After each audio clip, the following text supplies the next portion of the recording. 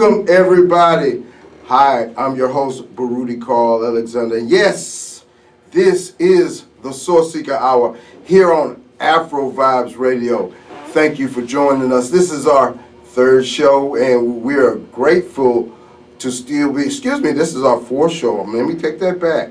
And we are grateful to be on Afro Vibes Radio, the #1 internet station in the world. Yes, I'm your host, Baruti Carl Alexander, and thank you again for joining me. A source seeker. I call myself a source seeker. Many people have asked me, what does that mean? What does that mean, Baruti? A seeker seeks to connect with the divine spark within him or herself and seeks to shine that bright light from a lampstand and use this bright light to brighten a better tomorrow. That's what I am as a source seeker. In my day job sometimes, I work with special education students, and it's amazing the spirit that they have. It's amazing how attuned they are to different things. Even if they can't speak, even if they can't articulate or express what they're trying to say, you can kind of get that vibe, get that sense of everything that they're talking about or want to express to you. And I take that, and as a source seeker, one of my main things is to be able to express. If I didn't have the opportunity to express, it would tear me up inside. And I kind of see that in those particular special education students, that they want to get their expression out too. And they find different ways, even though they can't speak, even though they don't have the normal ways of communication. They are source seekers also, many of them, because they try to express in any way possible.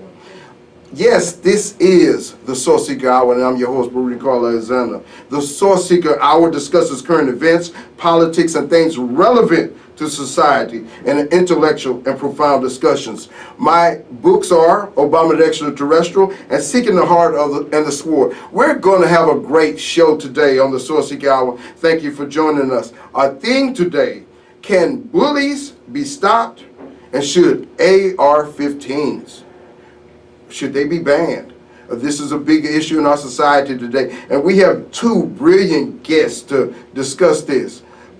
We have Mr. Rusty Adams, a former school counselor, educational specialist, focusing on school discipline and working with the most behavioral challenged students. And we have consultant Brother Durs Muhammad of AKH Educational Services. We are going to have a great show, and a very profound show, and a very necessary show, with all of the different things that are going on in the society, the conflict, the difficulty.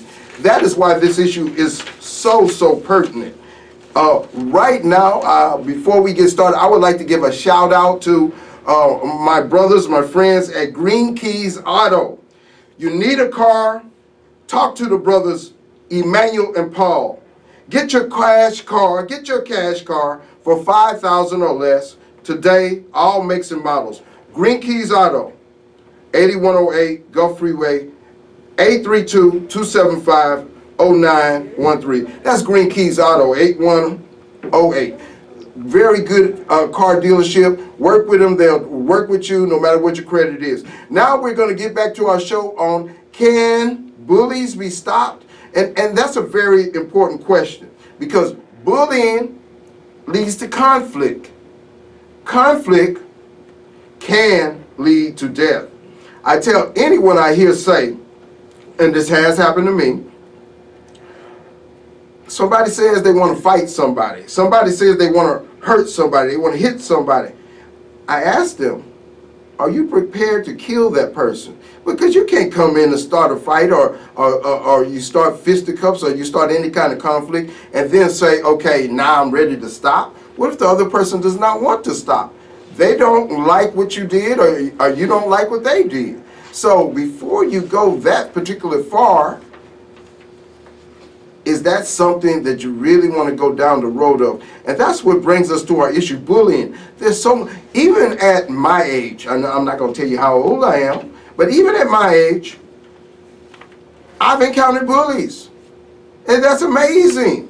Even at my age, I've encountered bullies. And bullies always think, you know, they have an advantage. They have this situation and that situation, but what was the psychology of a bully? What makes them bully another person? As an adult, as a child? Mr. Adams, what is the psychology of a bully? Oh, I would say a bully is something that probably our society creates because of the way we treat each other. And I definitely think, you know, bullying behavior can be changed, but I think we have to look at it more from a system approach and really begin to create systems that support all students so all students feel welcomed in a school. You say bullying can be stopped, but we do see it in our adults, so it's not just a children's thing. Do you agree with that? I do agree with that. I would say that if you want to change the behavior of a student at a school, you have to first change the behavior of the adults that work in that school. But adults are just humans. Brother Durst, on that issue of bullying, I've been through bullying, so many people have been through it, especially as an adult, but even as a kid. Is it something that, are we being unrealistic? Can it be stopped? Or should we even try something else to make the victim stronger? Brother Durst. Bullying has been around forever, since time immemorial. Mm-hmm. But in order for bullying to take place, there has to be another party to be complicit with it. See, a bully is someone who tries to make the attempt. He doesn't become a bully until he has a victim. Okay. And so when the purpose of a bully is someone who uses perceived power or intimidation to try to take advantage of someone else. And he does not, that definition does not get put on him until someone complies or capitulates to him. And so it definitely can be stopped, because a bully, again, only gets that definition once he kind of does a litmus test by seeing what he can do, and then someone then bows down to him. Now he's become a bully. But if someone stands up to it, that same person does the same thing, he can't be called a bully. So I go back to what I was saying a second ago. I was saying that should we concentrate on strengthening, quote unquote, the victim or of those who are the object of the bully? Yes, no doubt. How can that be done? To the person, I mean, historically, and we're in this this PC, this politically correct climate. Yes. To the person, everyone can give a story that when they got tired of a bully and they stood up, they no longer were bullied. This goes back, I mean, time, whether it can go to an individual, whether it can go to a country, we can go to a business. Once someone stood up to a bully, because the nature of a bully is only to seek that which it perceives it can take advantage of. They don't want to fight. I mean, how many times have you heard when someone was quote-unquote bullied, and then they got tired of it, and they didn't even have to connect, but they took a swing back. Yes, yes. And that no longer took place. He looked and sought for someone else. So in my anti-bullying program, on the record, I got to say, go see an adult, this, that, and the other. But off the record, I say stand up. And this bullying, it's not magically, because historically, scientifically, mathematically, you will find that the bullying ceases because of the very nature of a bully, which is that person is weak and they're looking for weakness in someone else. But as soon as strength is shown, bullying is eliminated. Yes. I would probably have go ahead, to disagree with that. Okay. Because I do think that's probably one of the myths of bullying. The best way to handle a bully is by getting even or fighting back. So I would have to disagree with you on that. Okay, well, let's talk about. I think we have to. Let us talk about that so we can understand. We got two different aspects of bullying. Can you give me what you were saying about it, Brother Durst? My stance on it is this: that a bully is a person who has or seeks out an individual, an entity that they perceive as weak, and then uses their particular force or intimidation to get what it wants out of that particular person. Okay. My contention is that if that particular person stands up, if it shows force, and the force can be in many different forms, doesn't have to be necessarily physical, but that they are not tolerated without some sort of pushback, then the bullying definitely subsides. Okay. From my vantage point. And I do agree. I think they do have to stand up, but I think the way that you stand up can't be a violent way to stand up. It needs to be well thought out, and it needs to be supported by the people that are around both of those people, because you made the comment, well, the bully's going to move on. Well, that really didn't change the bully's behavior, at least stop that incident between that bully and that victim. That's but right. That bully has now moved on to somebody else. So I would rather we come up with a system that deals with the bully and helps the bully learn a different way to learn how to deal with people, but also the victim, because I've worked with many victims of bullying as a school counselor, and I have to teach them not to be victims, because they can draw those bullies to themselves. So I'm hearing more agreement, I believe, than I'm hearing any difference. That's what I'm hearing. Yeah, I think that as my brother said, I think it's more so a methodology. Okay. In terms of, I think we both agree you got to stand up to the bully, but how do you do it? That's where we may, come into a discussion. Bullying has such an impact on this society. If you look at the school shootings, if you look at many different situations, but especially the school shootings, there was always, not always, I can't speak for all of them, but a significant amount of them, it was bullying involved, and those students or those young people that took action felt that they were being bullied. I want to read a little bit about the Columbine shooting. This is from an excerpt of Wikipedia, and for those who don't remember or don't know about the Columbine shooting, that was really the most significant first school shooting, I believe. There may have been others, but that was the first one I really heard about and took notice of. It says, the Columbine shooting of Eric Harris and Dylan Klebold, most research started as an act of revenge against bullying. Both of the shooters were classified as gifted children who had allegedly been victims of bullying for 4 years. According to Brooks, Brown, Klebold, and Harris were the most ostracized students in the entire school.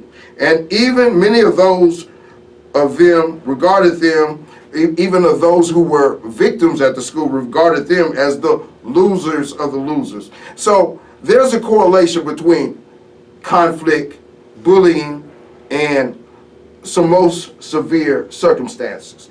And that's why we want to get to the heart of the matter. Of course, in that particular incident, they used weapons, and I believe 17 people were killed, or was it, I think it was 12 people, excuse me. I don't want to get that wrong, but I believe it was 12 people in the Columbine incident.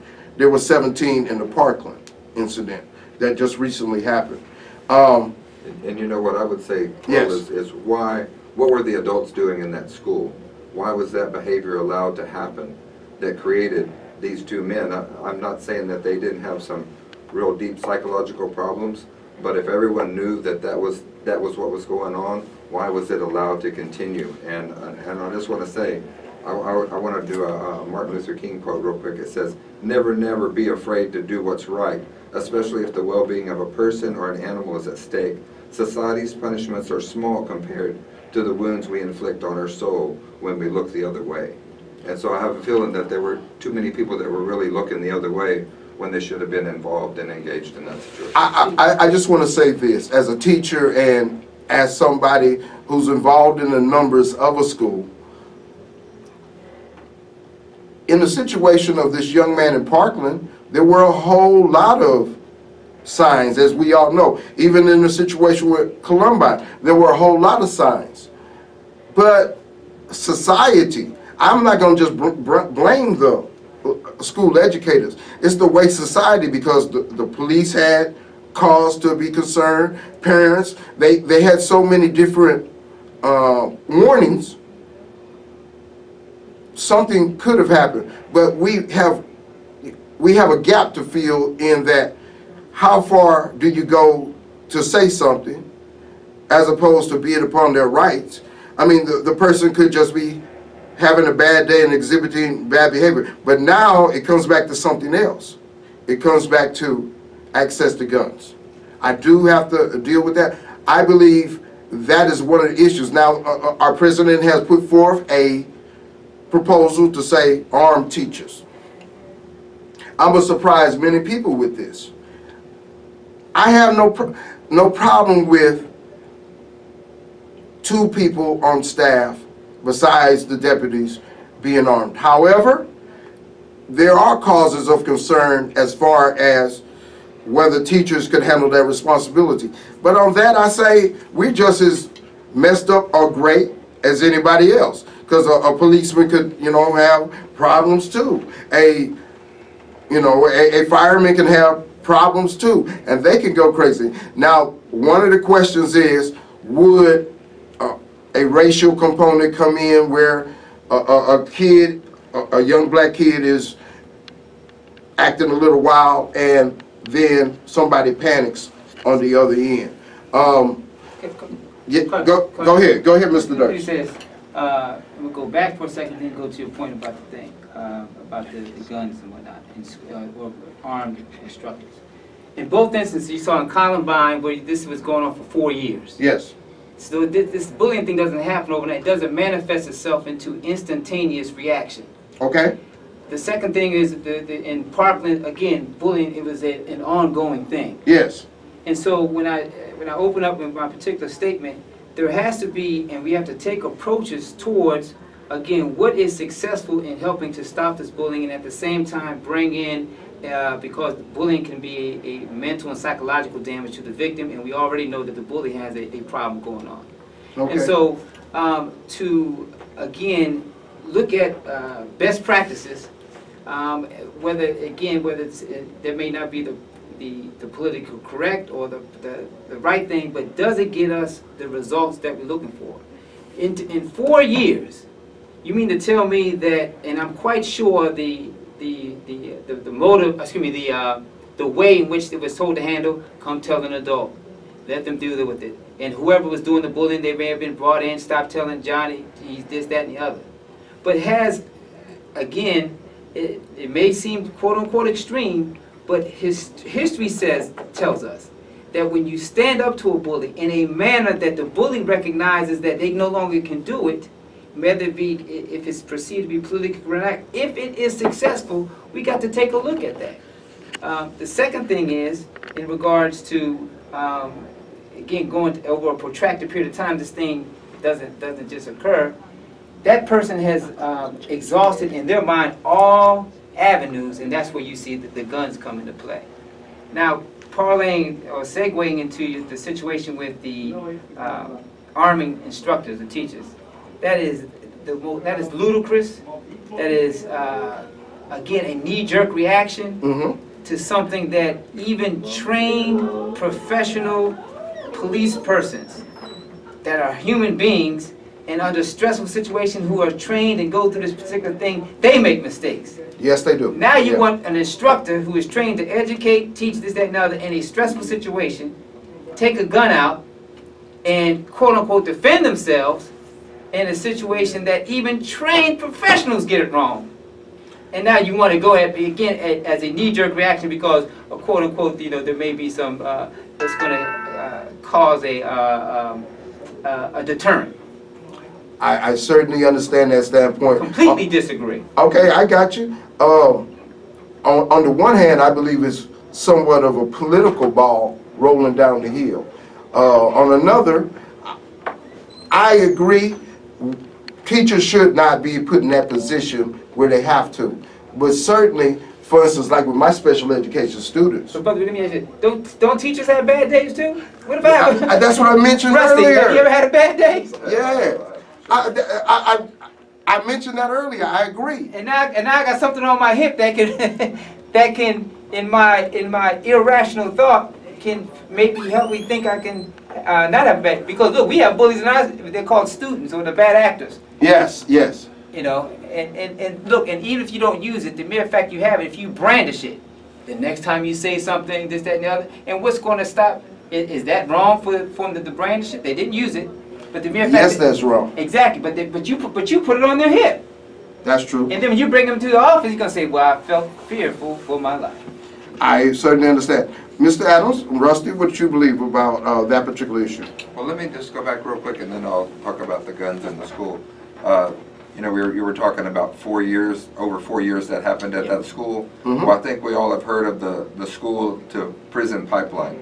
And the school to prison pipeline starts in elementary school. It starts at a young age where we begin to, unfortunately, groom some students to end up incarcerated, either before they graduate or after they graduate, or whenever they leave school. Right. So it does happen over a long period of time. And so there's many opportunities. I see that long period of time, I see that as opportunities. So the earlier we can intervene with those bullies, we shouldn't wait till high school. That's right. We shouldn't wait till middle school. We should start all the way in elementary school. I gotta interject this for both of you gentlemen. What we talking about is, you know, we talking about starting real early, if I'm understanding correctly. All of these kind of ideals have been around, and these type of problems have escalated. I mean, how can we really get to it? Really, what I'm saying is a societal problem. So we got to change basically society, and so we're going to talk about that when we come back from our break. This is the Sourceseeker Hour on Afro Vibes Radio, the #1 internet station in the world. We'll see you when we come back. Welcome back, welcome back. We're having a very profound, super discussion on Afro Vibes Radio, the #1 internet station in the world. And this, yes, is the Sourceseeker Hour, and I'm the Sourceseeker, Baruti Carl Alexander. At this time, I want to just say how you doing to my friends who are listening on the radio, the internet radio, friends in Detroit, friends here in Houston. I thank you for all your support. And yes, I'm the Sourceseeker, and I explain what the Sourceseeker means, and I am one that has to find my expression. And we were talking about bullying. We were talking about bullying, a very profound discussion, and we were talking about security, and we were talking about guns. Guns, we have a lot of guns here in the United States. What is one of the ways that we can become more civilized? Is it a point that we need to ban the AR-15s? Will that ever happen? Is that politically doable? Okay, we're going to talk to Mr. Rusty Adams. He's a former counselor, education specialist, very much knowledgeable on school discipline. Mr. Rusty, what you say about what I was talking about earlier? Well, I just wanted to make a comment about guns and teachers being armed. I don't necessarily have a problem with that in the school if that's what, you know, a community decides to do. I think that is a community decision. But at the same time, I am kind of concerned that teachers have bad days, and even policemen don't know what's going to happen until they're in that situation, whether or not they'll be able to truly use that gun and harm another individual. So, you know, as a Texan, I own lots of guns. I think I've bought 2 guns in my life, and I think family have given me about 8 or 10 guns. You know, so guns are out there, and I don't think we're going to change that. But I really don't feel good about metal detectors. I just think that it's starting to sound more like a prison, a jail, a courthouse, and I don't think we necessarily. But can we really separate that aspect of society from the security necessary to live in this particular world? We've had all of these particular school shootings, and kids are on the street at this particular time. They are protesting. They're saying, keep us safe. They saying, do something about this problem. So, you know, it's not about talking anymore. It's about trying to get something done. You had a comment, Brother Durst. Well, I think that 2 things. One is, we talked about bullying has been going on, again, it's time in the morning. We use schools as an example. Lunch money has been taken from bullies since in the 30s, 40s, 50s, and here in the 2000s. People have been made fun of how they look since 30s, 40s, 50s, and here in the 2000s.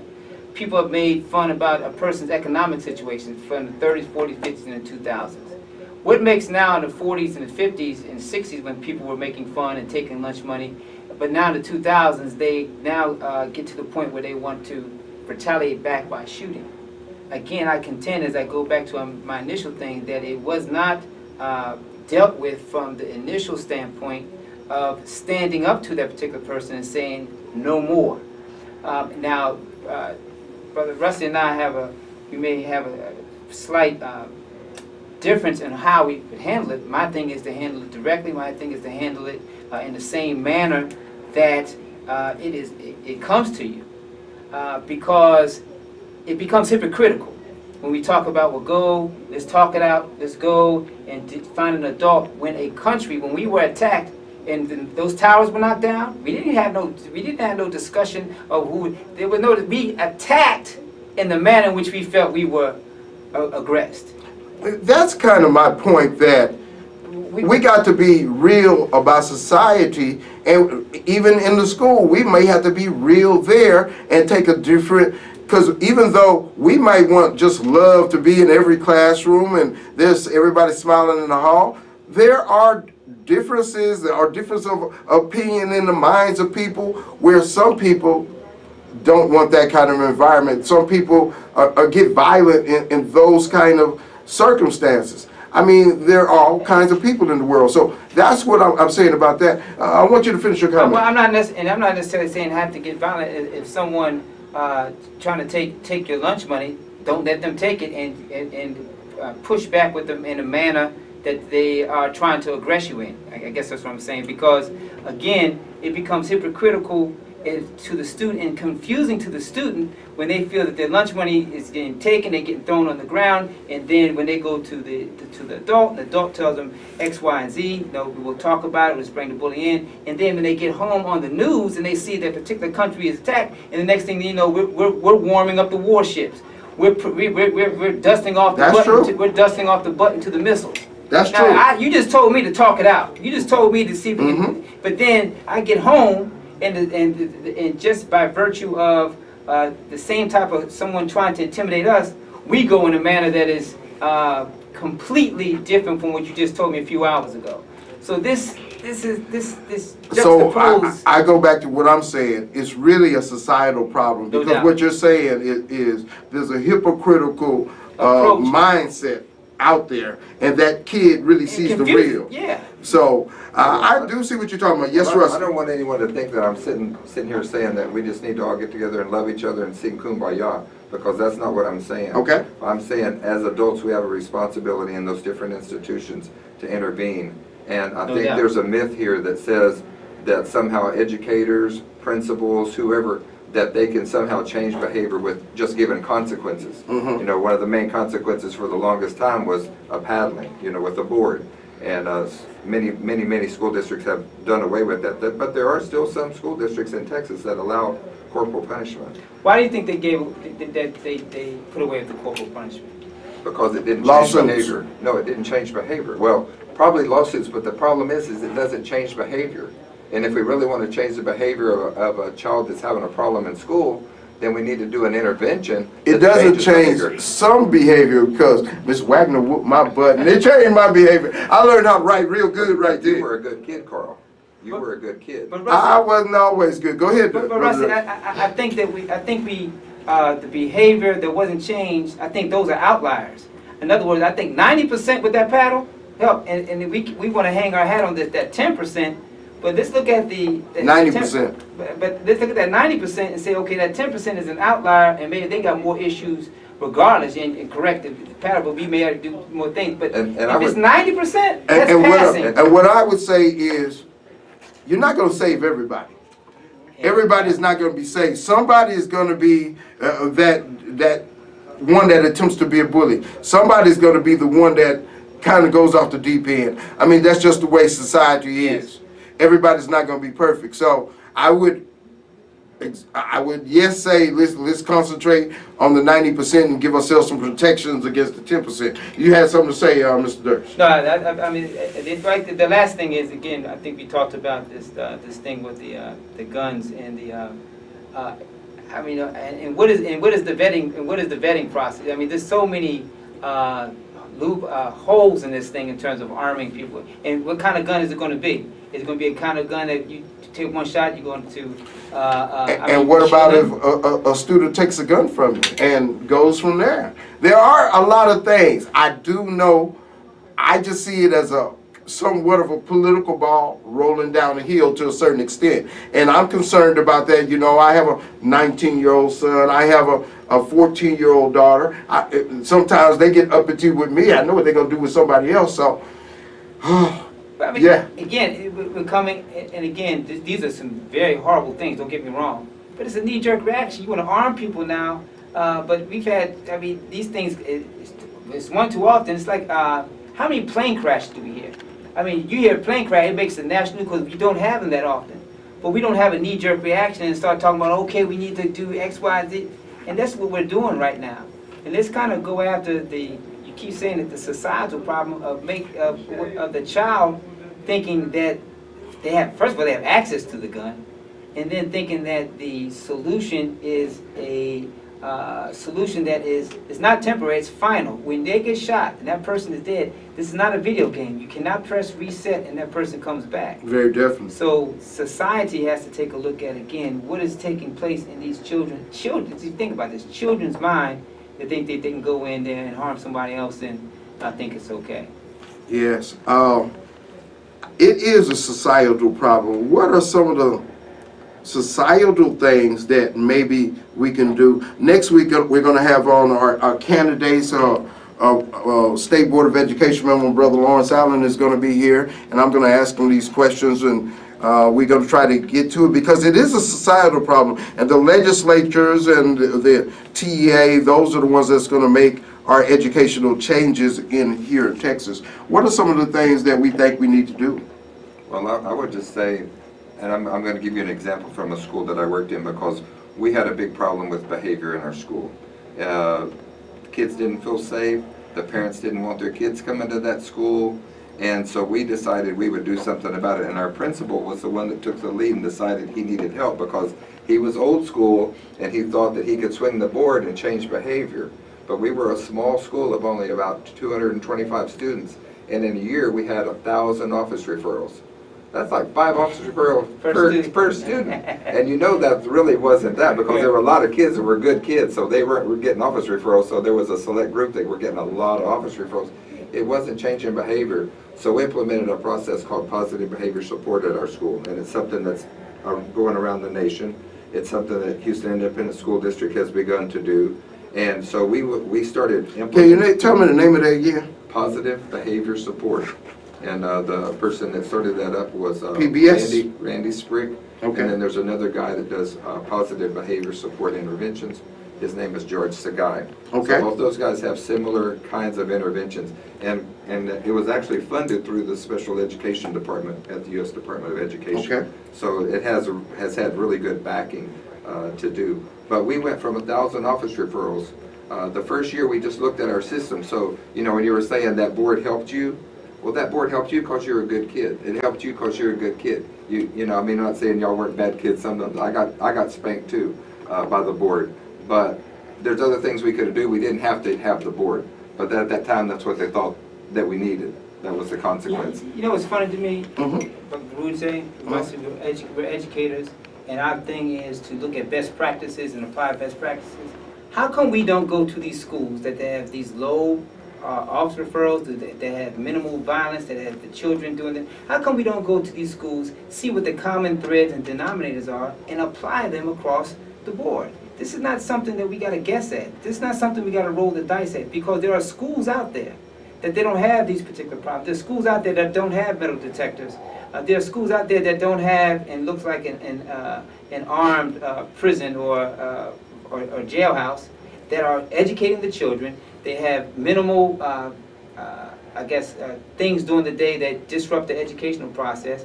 Let's take those best practices, and I contend that you will find that part of the thing is that you're going to have caring teachers. You're going to have engaged instruction in terms of the learning styles of the children taking to place.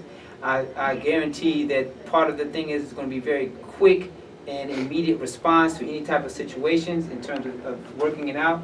And I also guarantee that it is going to be parent involvement. So those are the things that, again, we work off of best practices, but we're not utilizing best practices when we see a particular situation. The only thing I'll say on that is we have a lot of different learning styles, we have a lot of different community concerns, like this particular community might culturally be different than this other community. Take that into account, no problem. Mm-hmm. Okay, go ahead. Yeah, take that into account, no problem. Again, best practice will show you, because you will find that there has to be a situation, perhaps, that the students look one way and the instructors look another way. Maybe that is a problem. Maybe there is some lack of cultural sensitivity, if you will. But what if you kind of put the situation where the student is now looking at someone that looks like them, someone that they can aspire to be like, and then someone and the instructor knowing role models, and then someone knowing that was me sitting in that seat, and I handle it a little bit differently. Okay, go ahead, Rusty. You have comments? As part of positive behavior support, I worked at Education Service Center Region 6 in Huntsville, and also the Education Service Center 13 in Austin. And as part of those programs, we had cohorts of schools, and then as we brought new schools on, we did exactly what you're saying. We would bring those people to those schools, and so that they could begin to see how the school and climate and environment was different. And you're right, we took them to schools that were similar to their school, so that they could say, oh, this is us.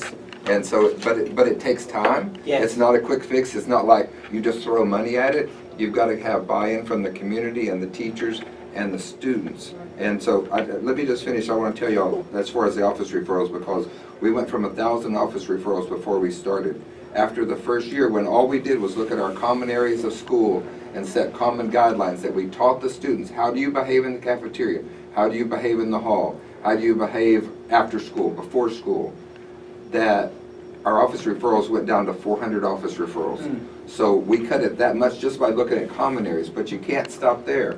Then you have to take this whole message into the classroom and get some guidelines where the teachers develop their guidelines. So it's not like, you know, the principal's saying you have to do this in your classroom, because the teacher is the boss of their classroom. That's right. So the teacher has to develop their rules for their class. After we did that, in the second year, we went down to 200 office referrals for the whole year. The last part, and this is the part y'all are getting at, it's kind of like there's going to be those kids that need a lot of intervention. And those are the kids that you begin to focus on. So if we look at the first year, we're kind of dealing with the 80%, getting everybody on board. The second year, we're dealing with that probably another 15%. And then that third year, it boils down to about 5 to 10% of kids that need a lot of intervention and a lot of help. And those guys that were at Columbine or at Parkland High School, they could have benefited from that, because they were probably that 5 to 10% that needed that extra help. So that third year, Carl, at the end of that year, we went down to 100 office to 100 office referrals. So in 3 years, we went from 1,000 office referrals to 100 office referrals. During that time, the community bought into what we were doing because everyone was a part of it. At the end of that 3 years, we became a national blue ribbon school. Remember, 3 years ago, parents didn't want their kids coming to our school, and I don't blame them. But we created an environment that supported them emotionally, but it also was good academics, because we didn't just sit around and sing Kumbaya. We were talking about, if we have an expectation of a student, we teach that expectation. We just don't expect it because your experience is home. I know a lot of times people say, well, they should know that. Well, if we haven't taught them, we can't expect them to know it. Once we've taught it, then we can expect them to know it, and then we can decide, okay, what's the other intervention we need? Let me say this. Both of y'all have very good ideas, suggestions. I kind of believe something is going to happen. Now, this is not necessarily what I want to happen, but this is where I think the political ball is rolling down the hill to. A school is going to become much more community-based and computer-based. For instance, in a community of parents, you might have 5 homes. They get together and they're going to hire one teacher. And that teacher is going to maybe come to one of the houses or just do everything online. That, in my opinion, is... Now, there are going to be segments of students that will not be able to, go with that approach. But that's where the public school system, and unless there's some radical changes within the public school system. Now, you're going to have a good school here. You're going to have a good school there. But wasn't, quote unquote, Parkland a good school? It was a very good school. I mean, you see where I'm going with this. So those type of things can happen at a good school because we have not changed the systemic problem, which is the societal rot that is shifting and going toward our students, our young people, and that's what these students on the street are clamoring for. They are clamoring for some real change. I still say we are putting band-aids on those particular problems, and until we as a society say that's very important, it's more important than whether this particular athlete makes 35 million or whether he makes 40 million. But until we get that mindset as a country, we're going to continue to have a ball rolling down the hill. Do you have any more comments on that, sir? I think again, going back to your point, Honorable Louis Farrakhan, he said it like this. He said, education, the way it's taught now, is not really healthy because education is giving you and training you to go out and get a job to make money. Okay. Education is to bring out of you the gifts, the talents, the things that has been deposited in you by the Creator, so that you can be able to express them. And then if in expressing them you're happy, and if you happen to make money with it, fine, but it's not for the purpose of just strictly make money. And so, but if you do anything good, money will find you. That is true. And let me say this, no matter what color you are, everybody got basically the same needs. Like as Abraham Maslow says, he says, okay, we have a need to belong, we have a need for security, we have a need for love. We have all of those particular needs, and again, it comes back to a societal problem, and it comes back to the issue of how are we going to correct our society, our culture. We do have a situation of racial divide. We have a situation of Me Too divide or sexism. We have all of these particular things, and it seems like we have them more than other countries because other countries do not have the same amount of school violence and different kinds of societal violence that we have. At least there are many countries that don't. At this time, we're going to take a break. Well, we're going to go ahead and wrap it up at this time also. Everybody get ready for the Brain Source Game Show, the fun game of geography and science. Our next episode will be live June 16th at the historic Shape Community Center here in Houston. Go see the past game shows on www.sourceseeker.net and sign up to be a contestant today if you want to be on the Brain Source Game Show. I will be the host. Check it out. The Brain Source Game Show on Sourceseeker.net. I'm your host, Baruti Carl Alexander. Yes, I'm the Source Seeker. Thank you for joining me here on the Sourceseeker Hour. Please thank my guests. I would like to give them an opportunity to give you any feedback and information. If somebody wishes to argue with you, Rusty, or dispute your words, or say I don't agree with you, how can they contact you? Can they contact me through your show? Certainly, you can contact me.